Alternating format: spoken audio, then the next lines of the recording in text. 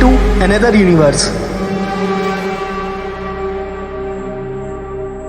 ये बात है 1965 उत्तराखंड के नैनीताल की, जब कुछ अजीब हुआ एक व्यक्ति के साथ। आइए पहले बात करते हैं मल्टी यूनिवर्स की और साथ ही साथ पैरेलल यूनिवर्स की।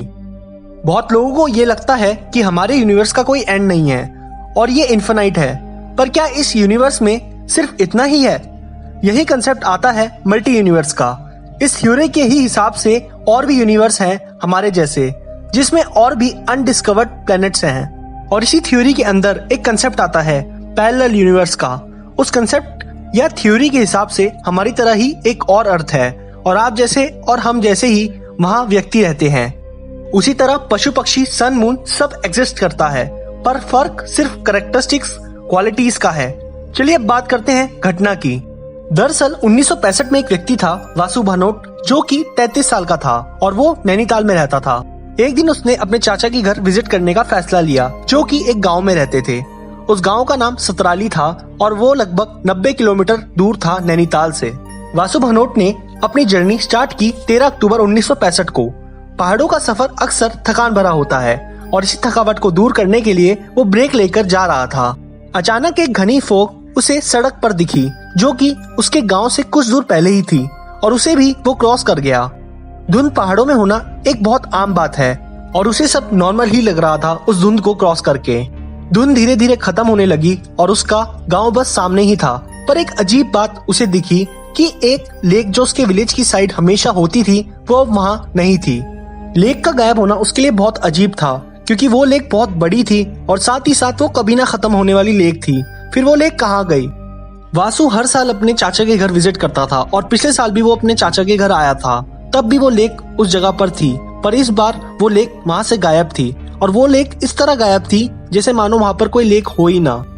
उसे इस सवाल का जवाब जानना था, इसलिए वो दौड़ा दौड़ा अपने चाचा के घर गया। उस गांव में उसके चाचा का पुश्तैनी घर था और वो घर जब पहुंचा तो उसने दरवाजा खटखटाया। जब दरवाजा खोला गया तो दरवाजा खोलने वाला व्यक्ति उसका चाचा नहीं था। वासु को लगा कि शायद उसके चाचा ने किसी को हेल्प के लिए रखा है, इसलिए वासु अंदर चला गया।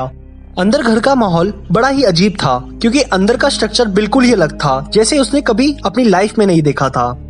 और जिस व्यक्ति ने दरवाजा खोला था उस व्यक्ति से भी वासु कभी नहीं मिला था अपनी जिंदगी में। अब कुर्सी पर वासु बैठ गया और उसके मन में कई सवाल थे। वासु अपने सवाल पूछने ही वाला था उस अजनबी से, तभी एक औरत वासु के लिए पानी का ग्लास लाई और अब वासु को ऐसा लगने लगा था कि मानो वो अपने चाचा के नहीं किसी अजनबी के घर आया हो, क्योंकि जो औरत उसके लिए पानी का ग्लास लाई थी उस औरत से भी वासु कभी नहीं मिला था। पानी पीते ही वासु से अजनबी ने पूछा, आप कौन है और आपको किससे मिलना है? वासु ने अपने चाचा का नाम लिया और बोला ये उनका घर है और वो कहाँ है। तभी अजनबी ने कहा, यहाँ ऐसा कोई नाम का व्यक्ति नहीं रहता और मेरे बचपन से ही मैं यहाँ इस घर में पला बड़ा हूँ। उस अजनबी की एज लगभग 60 साल की थी और ये सुनकर वासु के होश उड़ गए कि आखिर ऐसा कैसे हो सकता है। वासु को बहुत अजीब लग रहा था। वो सबसे पहले उठकर घर के बाहर गया और उसने घर को अच्छे से देखा कि कहीं वो गलत घर में तो नहीं आ गया, पर ऐसा नहीं था। बाहर उसने देखा कि ये वही घर है जिसमें उसके चाचा रहते थे। ये सब क्या हो रहा था उसको कुछ समझ नहीं आ रहा था।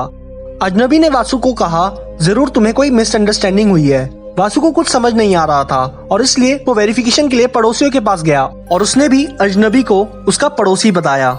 ये सब देखकर वासु उस गांव से भागकर शहर की ओर निकला और उसने फैसला लिया कि वो अपने पिता और पुलिस को लेकर गांव दोबारा आएगा और सच का पता लगाएगा।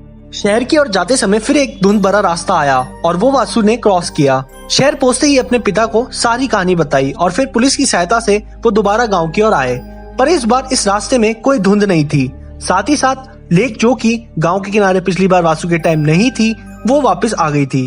वासु को अपनी आंखों पर विश्वास नहीं हो रहा था कि आखिर ऐसा कैसे हो सकता है, लेकिन ये तो शुरुआत थी। जैसे ही गांव में पुश्तैनी घर को खटखटाया तो उसके चाचा बाहर आए और पुलिस, वासु के पिता और वासु उन्हें देखकर दंग रह गया। ये सारी घटना वासु ने अपने चाचा को भी सुनाई।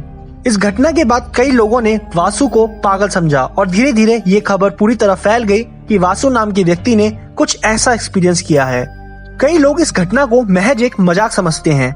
उनके हिसाब से वासु ने नशे की हालत में कोई सपना देखा होगा, पर अजीब बात यह है कि वासु ने और उसके परिवार में किसी ने भी पूरे जीवन कोई नशा नहीं किया, तो फिर ये सब कैसे हो सकता है? वहीं कई लोग ऐसा समझते हैं कि वासु जिस समय धुंध को क्रॉस करके आगे बढ़ा होगा उसी समय वो पैरेलल यूनिवर्स में चला गया होगा, क्योंकि दोनों रास्तों में एक ही धुंध का रास्ता था जो दोनों टाइम वासु के रास्ते में आया, पर वही धुंध पुलिस, वासु के पिता और वासु ने दोबारा नोटिस नहीं की, क्योंकि वैसा कोई रास्ता दोबारा बना ही नहीं। दूसरे यूनिवर्स में जाने का रास्ता और उस यूनिवर्स से लौट कर आने का रास्ता वो एक ही धुंध थी, और वो रास्ता भी इसलिए खुला होगा क्योंकि जरूर उस समय कोई ना कोई दूसरे यूनिवर्स से आया होगा। आप सभी लोगों को क्या लगता है इस स्टोरी के बारे में, हमें